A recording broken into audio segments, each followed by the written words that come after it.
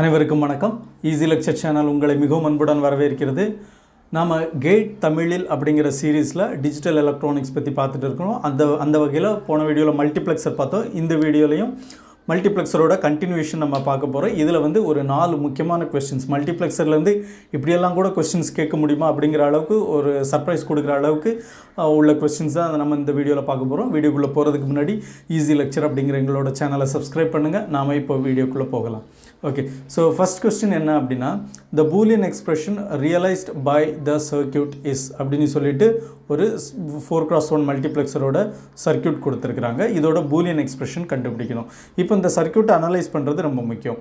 Okay, so 4x1 மல்டிப்ளெக்சருங்கிறதுனால 4 input இருக்கும். இந்த 4 input என்னெல்லாம்னா I0, I1, I2, I3, தென் ஒரே ஒரு அவுட்புட் இருக்குது. ஓகே, தென் 2 செலக்ட் லைன் இருக்குது, S1, S0 அப்படிங்கிற 2 செலக்ட் லைன் இருக்குது.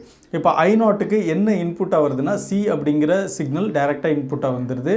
I1 அப்படிங்கிற சிக்னலுக்கு I1க்கு இன்புட் என்னென்னா D அப்படிங்கிற சிக்னல் டைரெக்டாக வந்துடுது.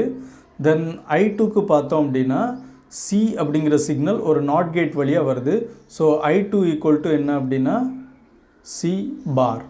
ஓகே, தென் I3க்கு என்ன இன்புட் வருது அப்படின்னா சியிலிருந்தும் டியிலிருந்தும் வரக்கூடிய சிக்னல் பபிள்டு ஆண்ட் கேட் வழியாக பாஸ் ஆகி அதோட அவுட்புட் I3க்கு வருது. அப்போது இதில் I3யோட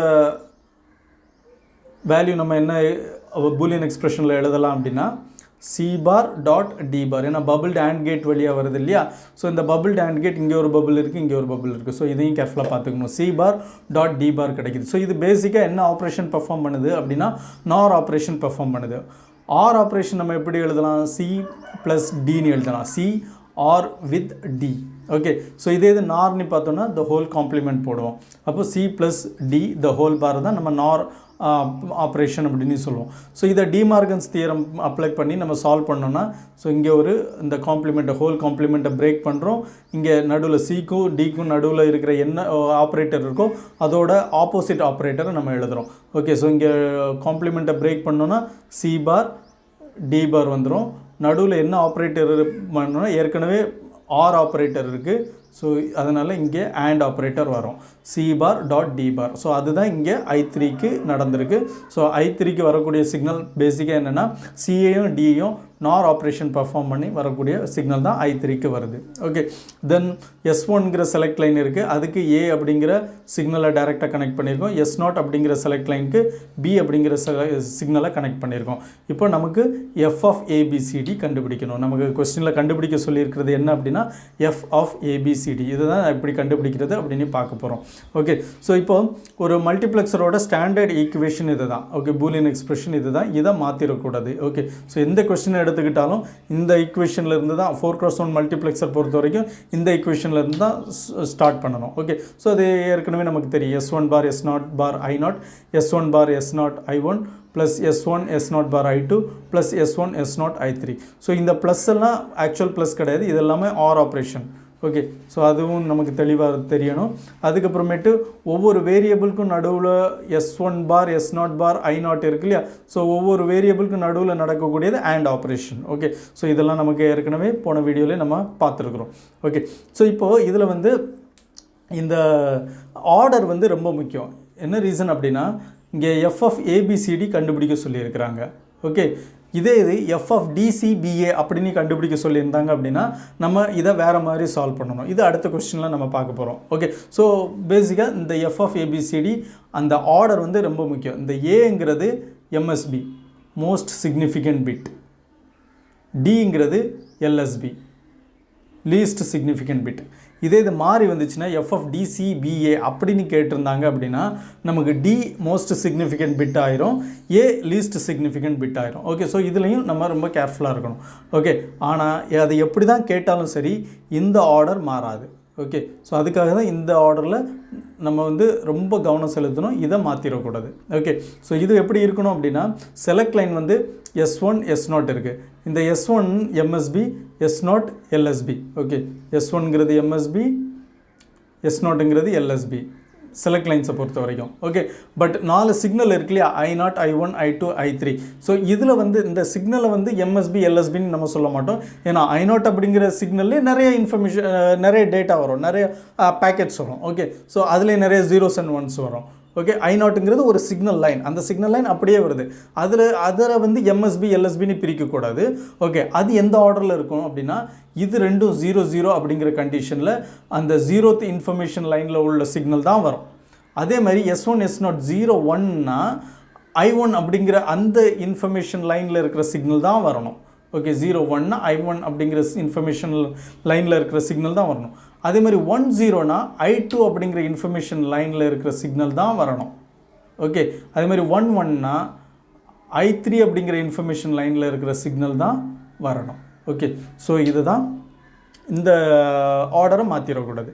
ஓகே, தென் இப்போ நம்ம கண்டுபிடிக்கிற போகிறது F of A B C D. Okay, so F of ஏபிசிடியை பொறுத்த வரைக்கும் நம்ம இதிலேருந்து எழுதலாம். S1க்கு என்ன கனெக்ட் பண்ணப்பட்டிருக்குன்னா ஏ கனெக்ட் பண்ணப்பட்டிருக்கு. ஓகே, S1 பார்ங்கிறதுனால ஏ பார் எழுதிடுறோம். அடுத்தது S0க்கு என்ன கனெக்ட் பண்ணப்பட்டிருக்குன்னா பி கனெக்ட் பண்ணப்பட்டிருக்கு. ஸோ S0 பார்னா பி பார் ஆயிரும். தென் I0 அப்படிங்கிற இன்ஃபர்மேஷன் லைனில் என்ன சிக்னல் வருதுன்னா சி அப்படிங்கிற சிக்னல் வருது. So A bar B bar C. Okay, so first element முடிஞ்சுது. ஓகே, அடுத்தது ரெண்டாவது எலமெண்ட் பார்ப்போம். ரெண்டாவது எலமெண்ட் என்ன அப்படின்னா S1 பார் S0 I1. Okay, so S1 பாருக்கு A0 இருக்குது, S0க்கு B இருக்குது, தென் I1க்கு D டைரெக்டாக கனெக்ட் பண்ணியிருக்கோம். Okay, so A bar B D வந்துருச்சு. அடுத்தது S1 S0 bar I2. S1க்கு A, S0 பாருக்கு B பார், I2க்கு சியை வந்து நாட் கேட் வழியாக பாஸ் பண்ணி I2க்கு கனெக்ட் பண்ணியிருக்கோம். So C bar, A B bar C bar இங்கே வந்துருச்சு. ஓகே, அடுத்தது S1 S0 I3. S1க்கு ஏ, S0க்கு பி, தென் I3க்கு சியையும் டியும் நம்ம பபிள்டு ஆண்ட் கேட் வழியாக அனுப்புகிறோம் இல்லையா, அனுப்பி அதோட அவுட்புட்டை I3க்கு பாஸ் பண்ணுறோம். So C bar dot D bar, A B C bar D bar வந்துருச்சு. ஓகே, ஸோ இதோட பூலியன் எக்ஸ்பிரஷன் நமக்கு கொஸ்டினில் ஆப்ஷன்ஸில் பூலியன் எக்ஸ்பிரஷன் இப்படி தான் கொடுத்துருந்தாங்க அப்படின்னா நம்ம இதோட ஸ்டாப் பண்ணிடலாம். பட் சம் ஆஃப் மின்டர்ம்ஸ் அந்த டைப்பில் கொடுத்துருந்தாங்கன்னா நம்ம இன்னும் இதை சால்வ் பண்ண வேண்டியது அவசியமாக இருக்குது. இதிலேருந்து கேமேப் மூலமாக சால்வ் பண்ணலாம், இல்லை இந்த இப்போ நான் காமிக்கிற மெத்தட் மூலமும் டைரெக்டாக சால்வ் பண்ணலாம். இங்கே என்ன இருக்குது, ஏ பார் பி பார் சி இருக்குது. ஓகே, ஏக்கு பார் இருக்கிறதுனால அதை 0ன்னு மென்ஷன் பண்ணிடுறோம். பிக்கும் பார் இருக்கிறதுனால காம்ப்ளிமெண்ட்டில் இருக்கிறதுனால அதையும் 0. ஓகே, ரெண்டாவது வேரியபிளையும் 0ன்னு மென்ஷன் பண்ணுறோம். மூணாவது வேரியபிள் சி இருக்குது, சி டைரெக்டாக இருக்குது, அதுக்கு பார் இல்லை, அதனால் 1ன்னு மென்ஷன் பண்ணிடுறோம். நாலாவது வேரியபிள் ஆகிய டி இதில் இல்லை, அப்போ டி வந்து 0வாகவும் இருக்கலாம் 1ஆகவும் இருக்கலாம், அது ஒரு டோன்ட் கேர் கண்டிஷன் டியில் இருக்கிறது. அப்போ அதை எக்ஸ்னு நம்ம மென்ஷன் பண்ணிடுறோம். அப்போ 0 0 1 எக்ஸ். ஓகே, இது அடுத்த செகண்ட் எலமெண்ட் பார்த்துக்கிட்டோன்னா ஏ பார் பி டி இருக்குது, ஏ பாருக்கு 0, பி இருக்கிறதுனால 1, அடுத்தது சி இல்லை, அந்த ஆர்டரை மாற்றிடக்கூடாது, சியை மறந்துடக்கூடாது. ஏன்னா நமக்கு கண்டுபிடிக்க சொல்கிறது எஃப் ஆஃப் ஏபிசிடி, அதனால் சியை நடுவில் இல்லைனாலும் நம்ம அதை டோன்ட் கேர் கண்டிஷனை மென்ஷன் பண்ண வேண்டியது அவசியம். ஓகே, 0 1 எக்ஸ், அடுத்தது டி டைரெக்டாக இருக்குது அதனால் 1. So 0 1 X 1. ஓகே, அடுத்தது மூணாவது variable A B bar C bar. A B bar C bar, ஏக்கு 1, பி பாருக்கு 0, சி பாருக்கு 0, டி மென்ஷன் பண்ணப்படலை, அதனால் அது don't care condition X. Okay, அடுத்தது ஏ பி சி பார் டி பார், 4 வேரியபிளும் மென்ஷன் பண்ணப்பட்டிருக்கு. ஏங்கிறதுனால 1, பிங்கிறதுனால அடுத்ததும் 1, சி பார்ங்கிறதுனால 0, டி பார்ங்கிறதுனால அதுவும் 0. Okay, so 1 1 0 0. இப்போ இதை வந்து நம்ம மறுபடியும் டிவைட் பண்ணி எழுதுகிறோம். 0 0 1 எக்ஸை அந்த எக்ஸ் இருக்கு இல்லையா, அதை 0வும் எடுத்துக்கும் 1ம் எடுத்துக்கும் இல்லையா, ஸோ அந்த கண்டிஷனை நம்ம இங்கே மென்ஷன் பண்ணுறோம். 0 0 1 எக்ஸை 0 0 1 0னையும் எழுதலாம், 0 0 1 1னையும் எழுதலாம். அடுத்தது 0 1 x 1, 0 1 x 1 0 1 0 1னையும் எழுதலாம், அதே மாதிரி 0 1 1 1னையும் எழுதலாம். அடுத்தது 1 0 0 x, அதை 1 0 0 0னையும் எழுதலாம், இல்லை 1 0 0 1னையும் எழுதலாம். அடுத்தது 1 1 0 0, இது டைரெக்டாக அப்படியே எழுதலாம், அதை ரிசால்வ் பண்ணணுன்னு அவசியம் இல்லை. ஓகே, இப்போது இந்த 0 0 1 0ஓட டெசிமல் வேல்யூ 2, 0 0 1 1ஓட டெசிமல் வேல்யூ 3, 0 1 0ஓட டெசிமல் வேல்யூ 5, 0 1 1 1ஓட டெசிமல் வேல்யூ 7, தென் 1 0 0ஓட டெசிமல் வேல்யூ 8, 1 0 0 1 டெசிமல் வேல்யூ 9, 1100 ஓட டெசிமல் வேல்யூ 12. ஓகே, ஸோ இது எப்படி எழுதுறதுன்னு உங்களுக்கு தெரியும். தெரியலனா இங்கே நான் சின்னதாக ஒரு ஹிண்ட் கொடுக்குறேன். 8421 மெத்தட் படி தான் நம்ம இதை எழுதுகிறோம். இல்லை வேறு மெத்தட் இருக்குது, எல் மல்டிப்ளிகேஷன் இல்லை எல் டிவிஷன் மூலமாக நம்மளாம் பண்ண முடியும். பட் இங்கே 8421 மூலமாக பண்ணோன்னா ஈஸியாக பண்ணலாம். ஸோ 8421 அது என்ன ஆர்டர்னா, இது 2 power 0, இது 2 power 1, இது 2 power 2, இது 2 power 3.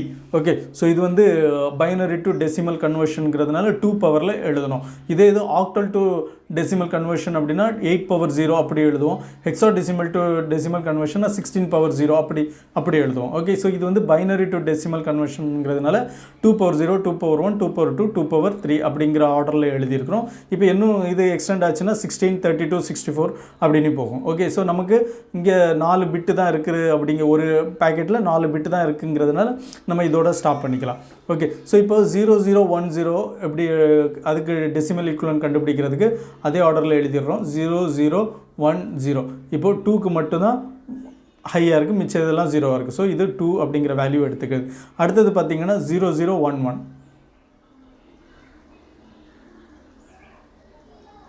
அடுத்தது 0011.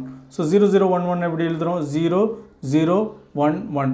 ஸோ 2 இருக்குது, 1 இருக்குது. ஸோ 2 + 1 3 ஆயிடுது. ஓகே, அடுத்தது 0101. 0101. ஸோ 4 ஹையாக இருக்குது, அடுத்தது 1 ஹையாக இருக்குது. ஸோ 4 + 1 5. அடுத்தது 0111. ஓகே, 8 தவிர மிச்சம் எல்லாமே ஹையாக இருக்குது. ஸோ 4 + 2 6, 6 + 1 7. அடுத்தது 1000. 1000. ஸோ 8 மட்டும்தான் ஹையாக இருக்குது. So value 8. 1001.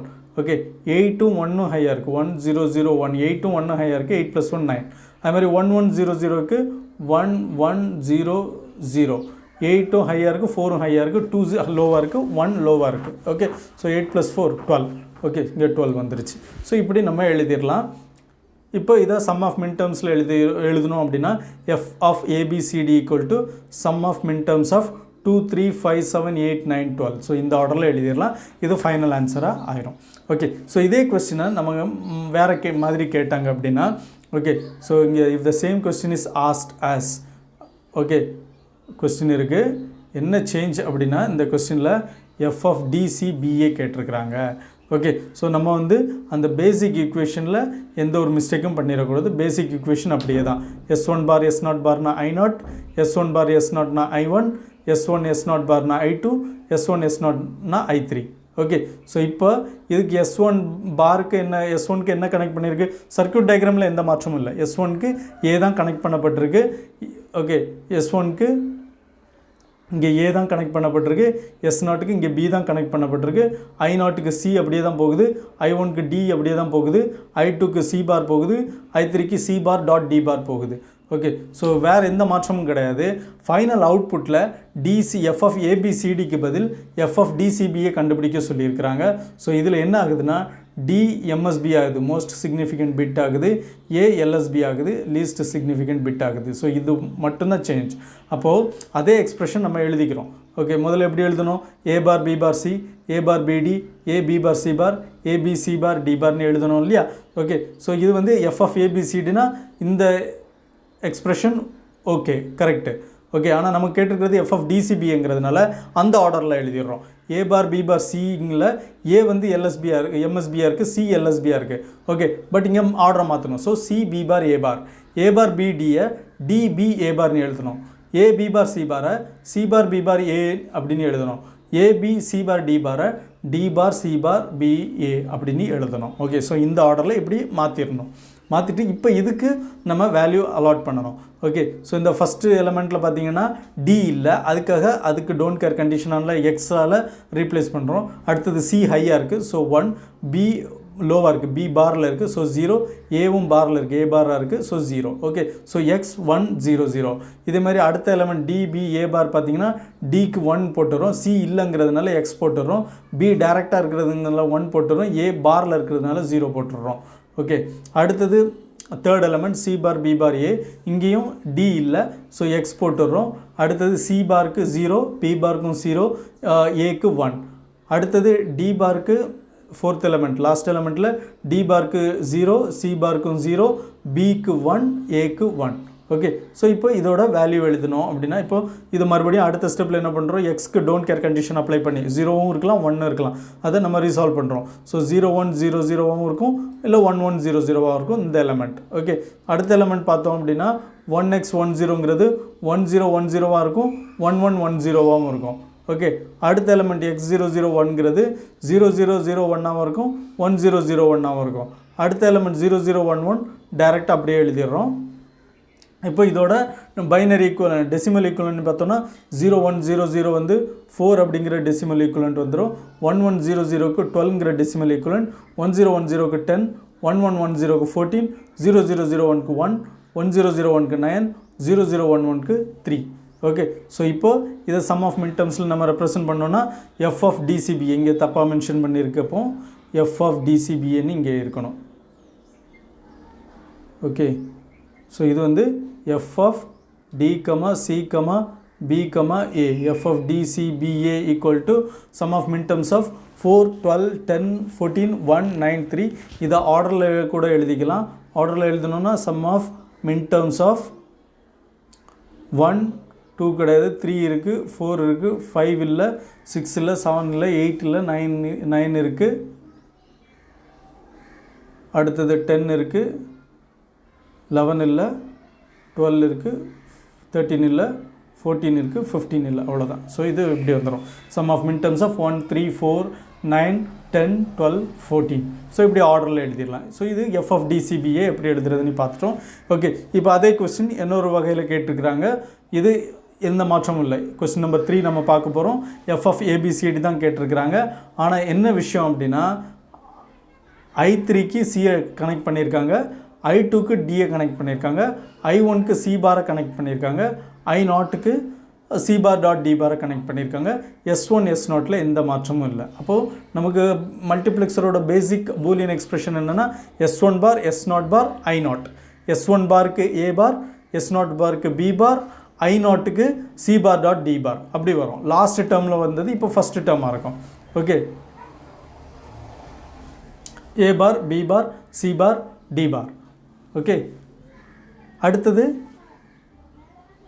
இந்த டேர்ம் பார்த்தோன்னா S1 பார், S0, I1. Okay. So S1 பாருக்கு A பார், S0 பாருக்கு S0 பார் இல்லை, S0 டேரெக்டாக இருக்குது B. தென் I1க்கு சியை காம்ப்ளிமெண்ட் எடுத்து அனுப்புகிறோம். ஓகே. I1க்கு சியை காம்ப்ளிமெண்ட் எடுத்து அதை கனெக்ட் பண்ணப்பட்டிருக்கு. So A bar, B, C bar இங்கே வந்துருச்சு. ஓகே. அடுத்த டேர்ம் பார்த்தோன்னா 10. So S1 S0 bar I2. So இந்த பேசிக் ஈக்குவேஷன் மாற்றிடக்கூடாது. S1 S0 bar I2.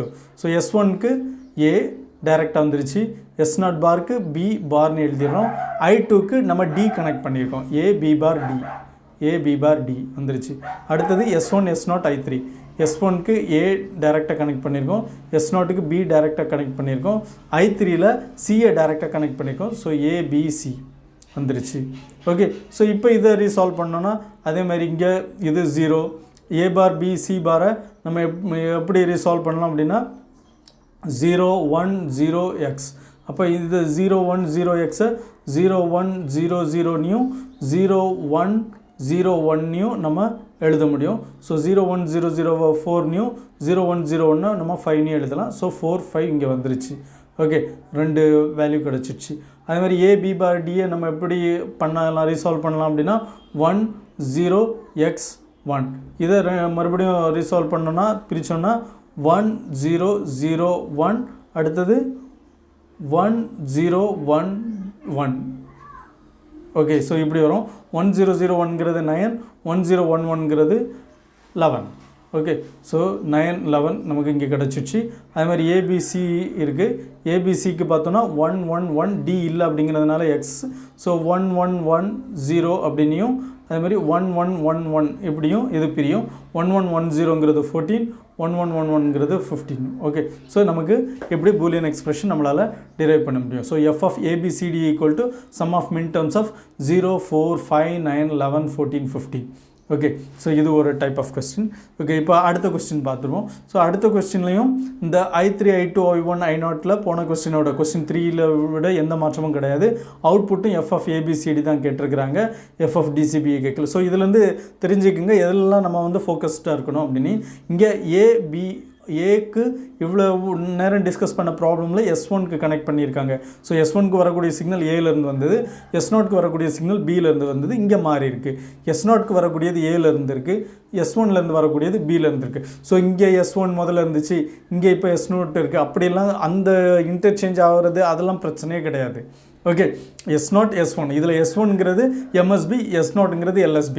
Okay, so இதே கொஸ்டினில் S1 இங்கேயும் S0 இங்கேயும் போட்டுட்டு இங்கே B போட்டு இங்கே ஏவும் போட்டிருக்கலாம். ஓகே, ஸோ ரெண்டும் ஒரே மீனிங் தான். S1க்கு என்ன சிக்னல் போகுது, S0க்கு என்ன சிக்னல் போகுது, அதுதான் முக்கியம். S1ங்கிறது செலக்ட் லைனில் பொறுத்த வரைக்கும் S1ங்கிறது MSB, S0ங்கிறது LSB. தென் I0 I1 I2 I3ல MSB LSB நம்ம பிரிக்க முடியாது. I0ங்கிறது 0th இன்ஃபர்மேஷன் லைன், அப்படின்னா I3ங்கிறது 3rd இன்ஃபர்மேஷன் லைன். ஓகே, இல்லைனா I0ங்கிறது ஃபஸ்ட் இன்ஃபர்மேஷன் லைன், I3ங்கிறது 4th இன்ஃபர்மேஷன் லைன். ஸோ இப்படி இந்த மாதிரி ஆர்டரில் தான் வரும். ஓகே, ஸோ இப்போ இதுக்கு நம்ம பூலியன் எக்ஸ்பிரஷன் எழுதணும் அப்படின்னா நம்ம இந்த ஆர்டரில் எந்த மாற்றமும் வைக்கக்கூடாது. S1 பார் S0 பார்னா I0 தான், S1 பார் S0னா I1 தான், S1 S0 பார்னா I2, S1 S0னா I3. So அந்த ஆர்டரில் நம்ம எழுதிடும். இது FF தான் கேட்டிருக்கிறாங்க. ஓகே, ஸோ S1 பாருக்கான இங்கே என்னென்னா S1 பார் S0 பார் I0 இல்லையா. ஸோ I0க்கு C பார் D. S1 பார்னா நமக்கு இங்கே என்ன கனெக்ட் ஆகிருக்கு, B பார். S0 பார்னா A பார். ஓகே, இந்த இடத்துல மாற்றம் வருது. தென் I0ல நமக்கு C bar dot D bar. Okay, so இப்படி எழுதியிருக்கு. So B bar A bar C bar D bar. Okay, நமக்கு கிடச்சிருக்கிறது என்னது, first element B bar A bar C bar D bar. அதுதான் இங்கே நம்ம மென்ஷன் பண்ணியிருக்கோம், B bar A bar C bar D பார். இப்போ அடுத்த லைனில் அடுத்த எலமெண்ட் என்னவாக இருக்குன்னா S1 பார் S0. Okay, so 0 1 I1. Okay, S1 பார் S0 I1. ஸோ S1 பாருக்கு நம்ம B பார் கனெக்ட் பண்ணிடுறோம், S0க்கு டேரெக்டாக A கனெக்ட் பண்ணிடுறோம். I1ல Cலேருந்து காம்ப்ளிமெண்ட் வருது, B bar A C bar. Okay, நமக்கு இங்கே B பார் A C பார் கிடச்சிச்சு. ஓகே, ஸோ இதே மாதிரி எல்லாத்துக்குமே எழுதிடுறோம். ஆனால் இங்கே நமக்கு அவுட்புட் என்ன ஆர்டரில் இருக்கணும், FF-ABCD. நமக்கு கொஸ்டினில் FF-BACDன்னு கொடுத்துருந்தாங்கன்னா நம்ம இதில் அப்படியே ஸ்டாப் பண்ணிடலாம். ஓகே, இதிலேருந்து ப்ரொசீட் பண்ணிடலாம். ஆனால் நமக்கு கொஸ்டினில் கேட்டிருக்கிறது என்ன, FF-ABCD. FF-ABCDயை பொறுத்த வரைக்கும் A தான் MSB, B MSB கிடையாது. ஆனால் நம்ம இப்படி எழுதுனதில் B நமக்கு MSB ஆகிடுச்சு, A MSB இல்லை. ஓகே, அப்போது இந்த ஆர்டரை மாற்றணும். ஓகே, FF-ABCDயில் நம்ம எழுதணும். அப்போ இதை நம்ம இப்படி எழுதாமல் B bar A bar C bar D பாரை A bar B bar C bar D பார்னு எழுதிடுறோம். B பார் A C பாரை A B பார் C பார்னு எழுதிடுறோம். B A பார் Dயை A பார் B Dன்னு எழுதிடுறோம். B A Cயை A B Cன்னு எழுதிடுறோம். ஸோ S1 S0 இன்டர்சேஞ்ச் பண்ணுறதுனால, அதனால் இன்டர்சேஞ்ச் பண்ணுறதுனால என்ன மாற்றம் வரப்போகுது, ஒன்றும் பெருசாக வரப்போகிறது இல்லையே அப்படின்னு நினச்சா அங்கே தான் தப்பு. இந்த மாதிரியான மாற்றங்கள் வருது, அதை நம்ம இப்படி நம்ம என்கவுண்டர் பண்ணணும். ஓகே, இப்போ நமக்கு வழக்கம் போல் இந்த விஷயம் எப்படி மாற்றி எழுதணும்னு தெரிஞ்சிடுச்சு. இதிலேருந்து நம்மளால் ஈஸியாக சம் ஆஃப் மின் டர்ம்ஸ் டைப்பில் எழுதலாம். A bar B bar C bar D பார்னால் அது 0 ஆயிடுச்சு. A B பார் C பாரை நம்ம எப்படி எழுதலாம், 1 0 0 1ன்னு எழுதலாம், 1 0 0 0ன்னு எழுதலாம். 1 0 0னா 8, 1 0 0 1னா 9 வந்துருச்சு. அடுத்தது A bar BD. A bar BD எப்படி எழுதலாம், 0 1 0 1 எழுதலாம், இல்லை 0 1 1 1 எழுதலாம். 0 1 0 1னா 7, 0 1 0 1னா 5, 0 1 1 1னா 7 வந்துருச்சு. ஓகே, அதே மாதிரி ABCக்கும் 14 15 வந்துடும். ஓகே, ஸோ இப்படி தான் நம்மளால் எந்த மாதிரியான மல்டிப்ளெக்ஸராக இருந்தாலும் சரி, அதில் எது இன்புட்டு எது அவுட்புட் என்ன ஆர்டரில் இருக்குது, செலக்ட் லைனில் எப்படி கனெக்ட் பண்ண வச்சுருக்கிறாங்க, ஸோ இந்த மாதிரியான விஷயங்களில் ஃபோக்கஸ் பண்ணால் ஓகே, தென் இது எதுவுமே ஓகே, என்ன தான் ஆர்டர் மாற்றினாலும் இந்த ஆர்டர் மாறாது. S1 பார் S0 bar I0. Okay, S1 பார் S0 பார் I0, தென் S1 பார் S0 I1, அடுத்தது S1 S0 பார் I2, அடுத்தது S1 S0 I3. ஸோ இப்படி இந்த ஆர்டர் மாறாது. இந்த ஒரு விஷயம் மட்டுமே தெரிஞ்சுக்கிட்டு இவ்வளோ நேரம் சொன்னது ஃபோக்கஸ் இல்லைனா கூட இந்த ஒரு விஷயத்தில் கண்டிப்பாக தெளிவாக இருக்கணும். ஓகே, ஸோ இந்த ஈக்குவேஷனில் இந்த மல்டிப்ளெக்ஸரோட இந்த பூலியன் எக்ஸ்பிரஷனில் எந்த ஒரு மாற்றமும் இருக்காது, எந்த ஒரு ஆர்டர் சேஞ்சும் இருக்காது. தென் இதுக்கு போகிற சிக்னலை பொறுத்து நமக்கு கேட்குற எஃப்எஃப் ஏபிசிடியா, எஃப்எஃப் டிசிபிஏவா, எஃப்எஃப் சிபிடிஏவா, ஸோ அது எந்த ஆர்டரில் இருக்கோ அதுக்கேற்ற மாதிரி அந்த எம்எஸ்பி எல்எஸ்பிக்கு ஏற்ற மாதிரி நம்ம மாற்றி எழுதிக்கலாம். பட் இதில் நீங்கள் மறந்துடாதீங்க. ஓகே, ஸோ உங்களுக்கு இது மூலமாக மல்டிப்ளெக்ஸரில் எந்த மாதிரியான கிரிட்டிக்கலான கொஸ்டின்ஸ் வரும், எந்த இடத்துல ட்விஸ்ட் வைப்பாங்க அப்படிங்கிற விஷயங்கள்லாம் கேட் எக்ஸாமில் எந்த இடத்துல அவங்க வந்து கவுண்டர் பாயிண்ட் வைப்பாங்க அப்படிங்கிறதெல்லாம் தெரிஞ்சிருக்கும் அப்படின்னு நம்புகிறேன். இன்ட்ரெஸ்டிங்காக இருந்திருக்கும்னு நம்புகிறேன். தென் இந்த வீடியோ பற்றின கருத்துக்களை கமெண்ட் பாக்ஸில் தெரிவிங்க. மறக்காமல் வீடியோவை ஃப்ரெண்ட்ஸ்க்கெல்லாம் ஷேர் பண்ணுங்கள். ஈஸி லெக்சர் அப்படிங்கிற எங்களோட சேனலை சப்ஸ்கிரைப் பண்ணுங்கள். மீண்டும் மற்றும் ஒரு வீடியோவில் சந்திப்போம். நன்றி, வணக்கம்.